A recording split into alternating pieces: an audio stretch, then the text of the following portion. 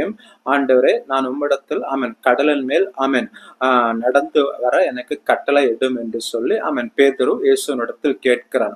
பேதுரு இயேசுவினிடத்தில் கேட்க காரணம் என்ன என்று சொன்னால், பேதுருவுக்கு இயேசுவை பற்றி நன்றாக தெரியும். இயேசு செய்த அற்புதங்கள் அடையாளங்கள் எல்லாம் என்னை கடலின் மேல் நடக்க வைக்க இயேசுவால் முடியும் என்பது பேதுருக்கு நன்றாக தெரியும். தெரிந்துதான் இயேசுவினிடத்தில் பேதுரு கேட்கிறான், நான் கடலின் மேல் நடந்து வர கட்டளை இடும் என்று சொல்லி. சாதாரணமாக கடலின் மேல் நடக்க எந்த மனிதனாலையும் முடியாது.